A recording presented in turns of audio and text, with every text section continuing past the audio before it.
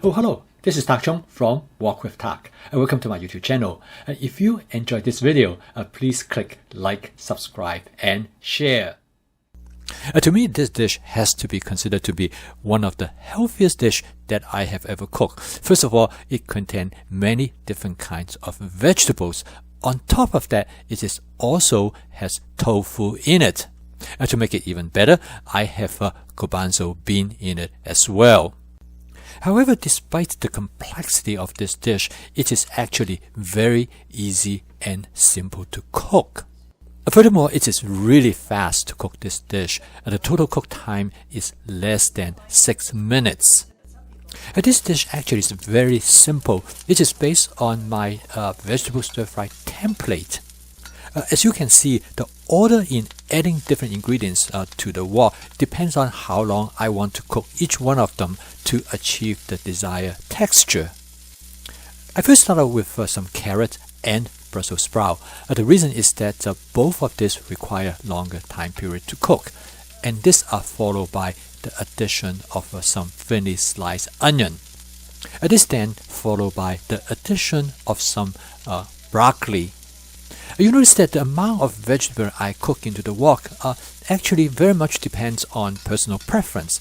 In this case, I kind of want each vegetable has some equal representation, so I do not put any particular vegetable in a significant large quantity.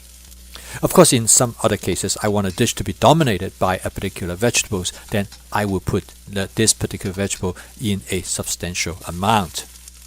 The next step is for me to add some water because I'm going to start to steam the vegetable to achieve the desired texture.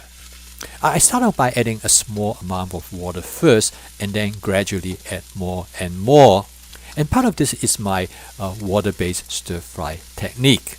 This will keep the wok temperature low, prevent burning the ingredients, but still it is high enough that the Maillard reaction can take place. I next add about 16 ounces of extra firm tofu. You can use any kind of tofu that you prefer, and sometimes I will change it up a little bit. In this dish, I'm going to season the dish first with some oyster sauce and followed by some hoisin sauce to create a very light teriyaki flavor. This is then followed by some soy sauce to increase the saltiness of the dish. As you notice that I put all my sauces in squeeze bottles, make them easier to dispense. To make the dish spicy, I'm going to add some Chinese spicy chili sauce. Next, I'm going to mix up all the ingredients. As you notice that I try to be very gentle in stirring the items in the wok because I do not want to break up the tofu too much. There are many different brands of tofu, and they actually all are slightly different. I particularly like this brand because they are not as chalky as the other type. Next, I'm going to add half can of garbanzo bean. To create a light gravy, I use a cornstarch suspension. I make that with 1 part of cornstarch with 3 parts of water. Make sure you shake it well before you put it into the wok. The gravy-like sauce make it really nice to serve it over rice or noodles. Depending on how thick you want it to be, you can add more or less of that cornstarch suspension. If the gravy becomes too thick, you can add a bit more water to dilute it. Finally, I'm going to top it up with some colored bell pepper. It will give nice flavor and texture, but more importantly, it will also provide color to the dish. Okay, the dish is done, and the total cook time is a little bit over 6 minutes. Because of the presence of both the tofu and the garbanzo bean, this dish actually makes a very nice main dish. The dish has great nutritional value due to the vegetables that are present in the dish, as well as the tofu and the garbanzo beans. I have a friend who is a bodybuilder, and he cooks a dish similar to this often, and he told me that this dish provides all the necessary protein that he needs.